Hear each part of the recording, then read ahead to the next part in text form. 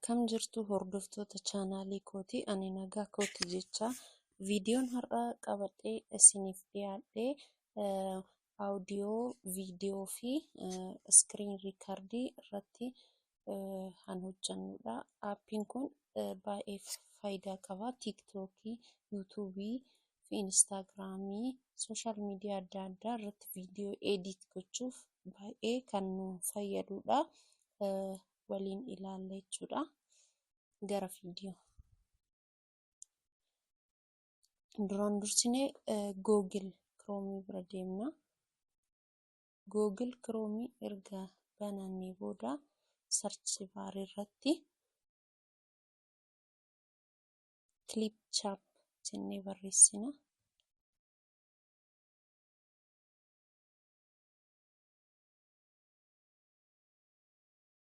Isa kana jechuudha. Ani wantan banee jiruuf isin as keessa buufattu kan duraan banee wannan jiruuf isuma kanan bana jechuudha.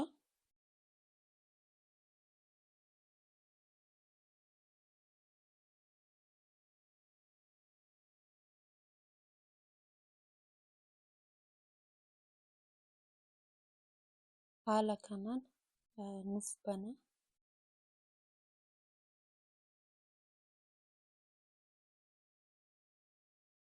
Isa kana jechuudha. Inni kun create a new video start from scratch jedha. Isa kanaan create godhanna jechuudha. Inni kun immoo create kan nu godhu isa editingii dhaaf jechuudha. Editingii yeroo jedhu AI editingii wannan taane walitti fidduudhaan kan nuuf hojjetu jechuudha. Nuti amma wanna reel ta'e waan ta'eef create a new video kan jedhu kana fayyadamna jechuudha.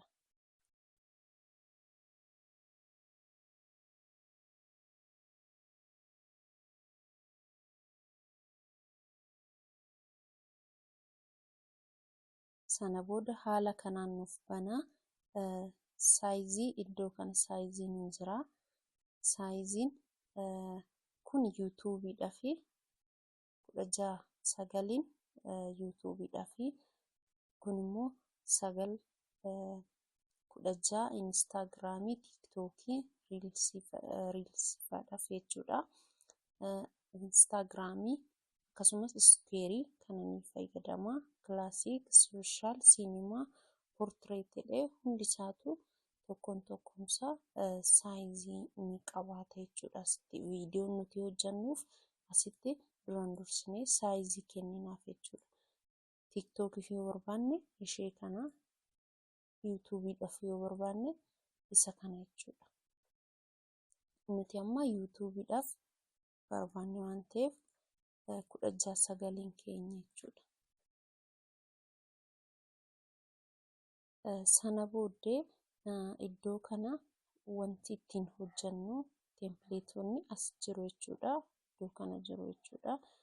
Your media jechuun your media ofii keessaniif import media kan viidiyoon isin ol kaawwattan yookaan immoo footoon isin ol kaawwattan iddoo kam akka ta'e kan isin bansiisu jechuudha. Deeskitooppii ta'ee, dookumentii ta'uu keessa ta'ee, daawunloodii keessa ta'ee wanna iddoo isin ol kaawwattan sanii kan isin fidu jechuudha. Akkasuma records jechuun immoo iddoo kanatti viidiyoo footoo keessanii argisiisa. Screen recordii gochuudhaan kan ittiin waraabdan jechuudha. Kunis akkasuma kaameeraa, kunis iskiriiniidhaan kan waraabuu dandeessanii, audioodhaan kun immoo audioodhaan waraabuu kan dandeessan jechuudha. Audio keessanii face to face jechuudha.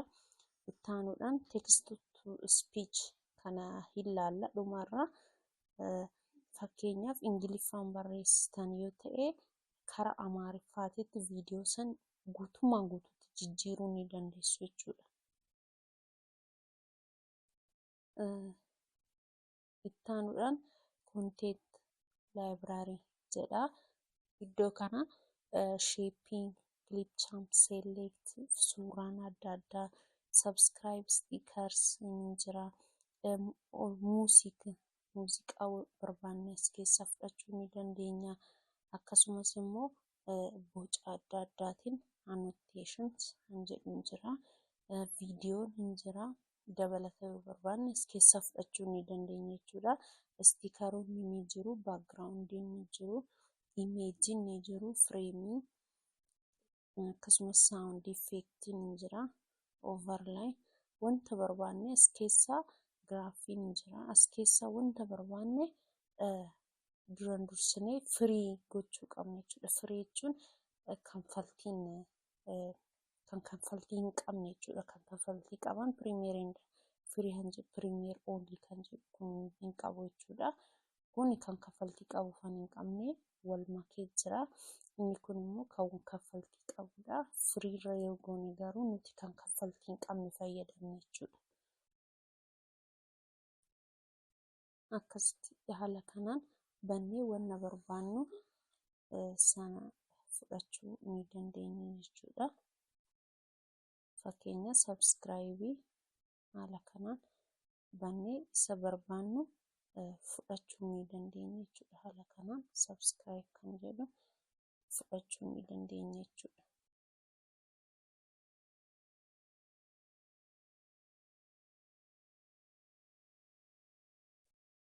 Sana booddee iddoo kana dhufuudhaan viidiyoon, imeejii, baakgiraawundii, overlay kan jedhu ni jira. Akkasuma audiyoo iddoo kana seenuudhaan muuziqii barbaannee wanna barbaanne as keessaa fudhachuu ni dandeenya jechuudha. Imeejii barbaannee iddoo kanaa fudhachuu ni dandeenya.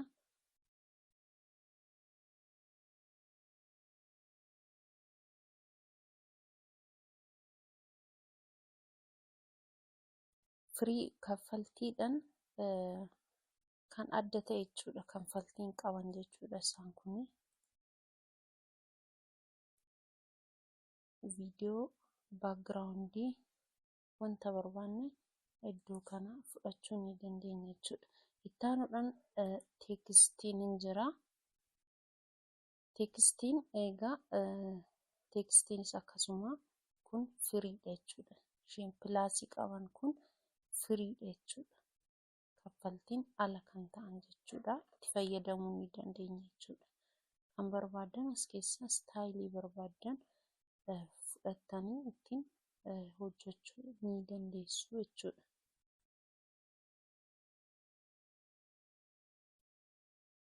Tempileetsii kanas akkasuma jechuudha.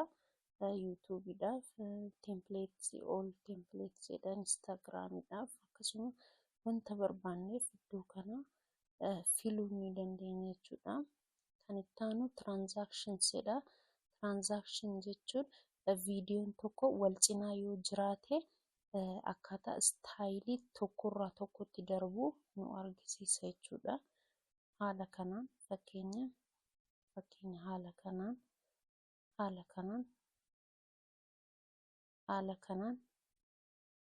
haala kanaan viidiyoo tokkorraa tokkotti akkaataatti darbu istaayilii isaa jechuudha. Dhumarra ilaalaa isa kanas na waliin tura.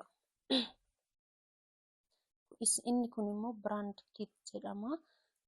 Inni kun aad gochuudhaaf biraandii keessan aad gochuudhaaf jechuudha. Loogoo wanta akkasii kana aad gochuudhaan beeksifachuudhaaf kan isin fayyadudha jechuudha. Amma gara miidiyaa yookaan immoo kan keenya viidiyoo kan audiyoo yookaan immoo footoo qopheeffanne isaanii finnee akkaataa itti hojjannu ilaalla jechuudha. Import miidiyaa jedhu kana keessa galla. Sana booda piikcharoota barbaannu ni fudhanna jechuudha.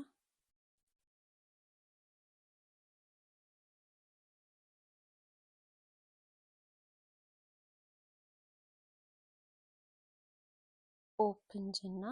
Tokkos yoo barbaanne baay'ees yoo barbaanne control goonee fillee fudhachuu ni dandeenya jechuudha faayila nuti barbaannu. Sana booda haala kanaan asitti nuuf fide jechuudha. Hin eegna amma banutti.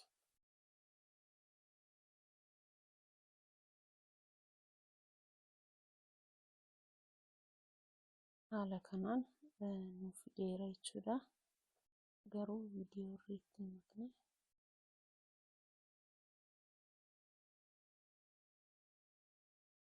Sana booddee amma kuni yuutuubiidhaaf jechuudha. Saayizii nuti irra godhanne yuutuubiidhaan yuutuubiiti jechuudha.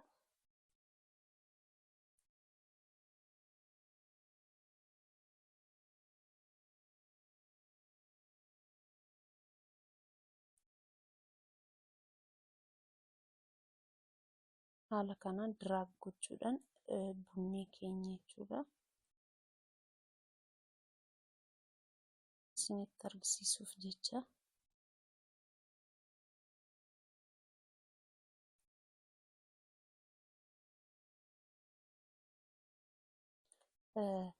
Add text nuun jedha. Iddoo kanammoo audio nuun jedha. Kan yoo qopheeffatan jiraate audio as keessa seentanii bakka qopheeffatan sana baafachuu ni dandeessu jechuudha. Yoo hin qopheeffanne ta'e garuu iddoo kana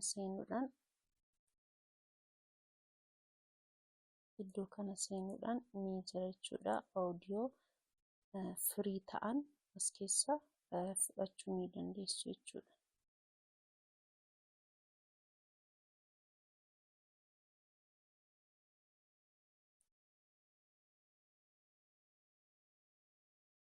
Kan barbaadan akkas gochuudhaan filtanii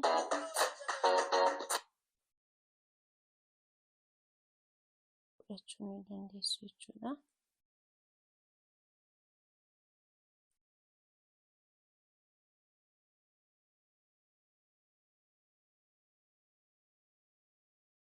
Haala kanaan sagalee xiqqoo qannasa.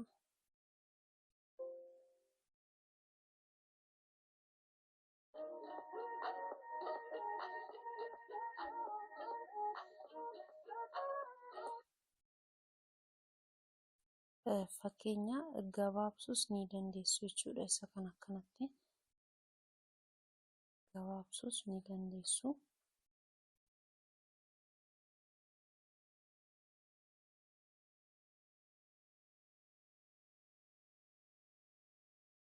Haala kanaan gabaabsitanii isin as iddoo kana hin jira sekoondii amma narra nu haa taa'u jettan daqiiqaa sekoondii kennuufii ni dandeessu jechuudha isin.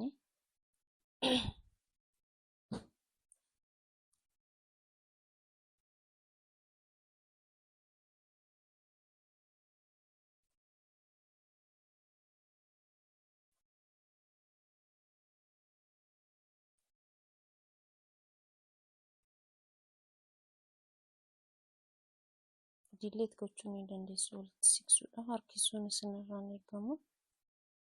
Haala kanaan kan barbaadan ishee kanammoo baay'ee dheerate nama sassaaba jechuudha. Amma barbaadanitti akkas diraag gochuu ni dandeessu. Walitti sassaabachuu ni dandeessu. Qabdanii diraag gootu jechuudha.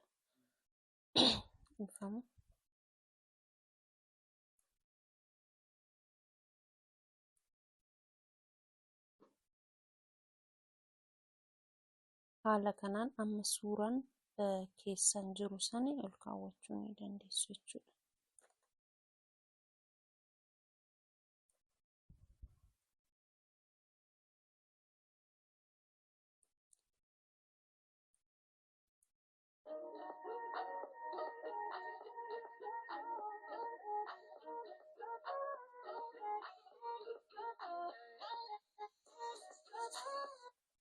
Kana fakkaata jechuudha. Amma wanti nuti nu hafu wanti nuti galchuu dandeenyu teekstiidha jechuudha. Teekstii galchina jechuudha. Barreeffama barbaadan haala kanaan fidanii iddoo kanatti wanta barbaadan jechuu ni dandeessu jechuudha.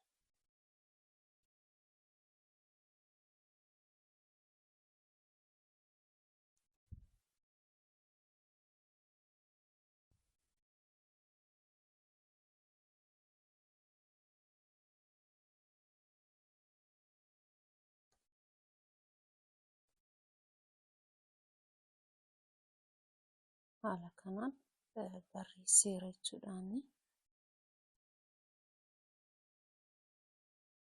Iddoo barbaadan akkasitti harkisuudhaan teessisuu ni dandeessu jechuudha. Sana booddee kalaarii isaa jijjiiruu ni dandeessu, kalaarii kan barbaadanitti jechuudha. Haala kanaan booldii barbaadan booldiis gochuu ni dandeessu. Saayizii asitti kennuufii ni dandeessu. Saayizii amma barbaadan kennuufii ni dandeessu jechuudha.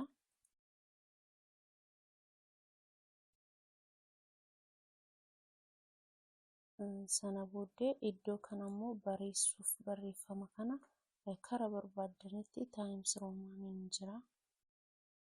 Haala bareeduun isin as keessaa filattanii tokkorra kaawwachuu ni dandeessu jechuudha. Kalaaris as keessaa kan barbaadan filachuu ni dandeessu jechuudha.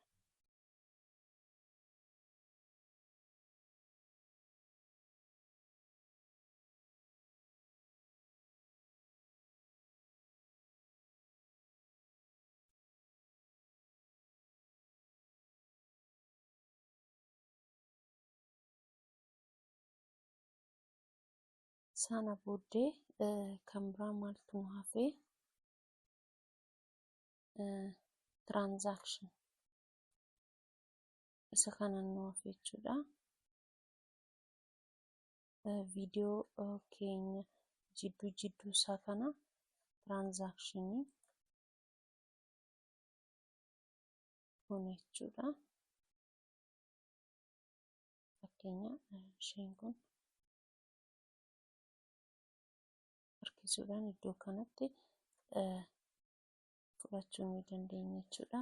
Pilaas yeroo irratti kilik goonu pilaas isaan jedhu nu eeggata. Sana booda ishumarra kaa'uudha jechuudha. Harkistanii isinirra keessu jechuudha.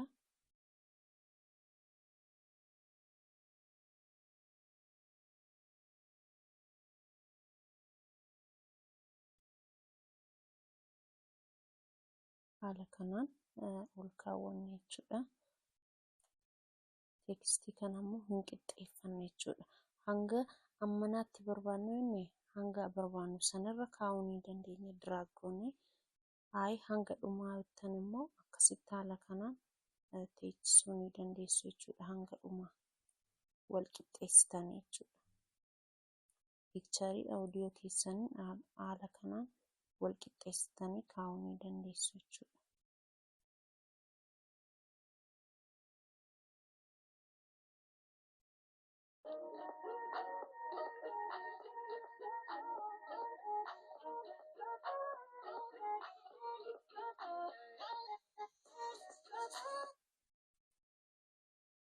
Haala kanaan edit godhanneerra jechuudha.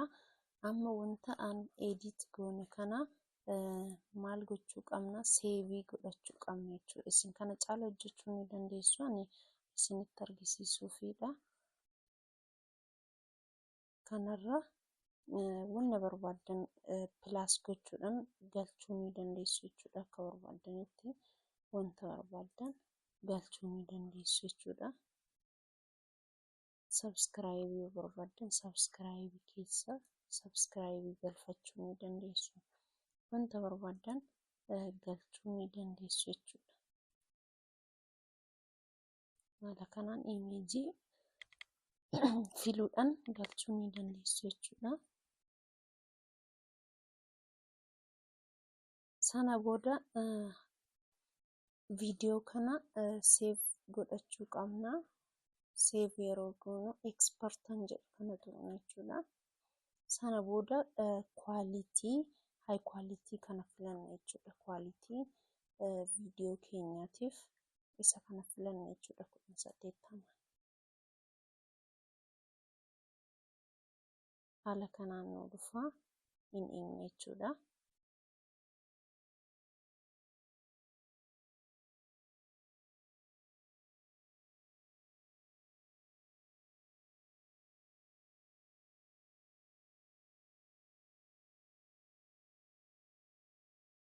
Iddoo kanatti save or share your video jedha. Share gochuu yoo barbaanne save to Google, upload to YouTube, TikTok keenyaaf wanta adda addaa irratti save godhannee ol kaa'uu ni dandeenya jechuudha. Sana booda nu dhufeera save to your computer jenna PC keenya irratti ol kaawwachuuf jechuudha. Haala kanaan nu banaa deeskitooppiin hin jira. Wanta barbaanne irratti ol kaawwachuu ni dandeenya jechuudha. Fakkeenya deeskitooppii irra ol kaawwachuu barbaadu yoo ta'e deeskitooppii irratti neemii kenneefi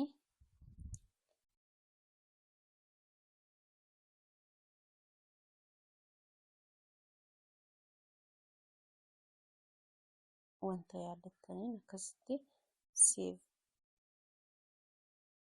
godhattu jechuudha.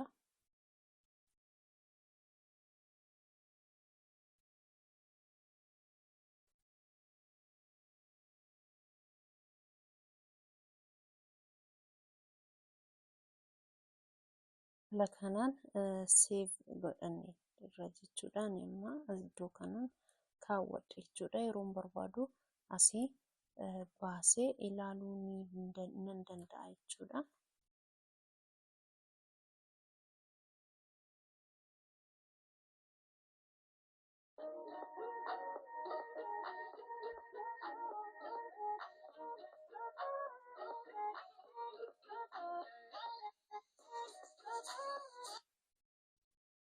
Haala kanaan qopheessa jechuudha.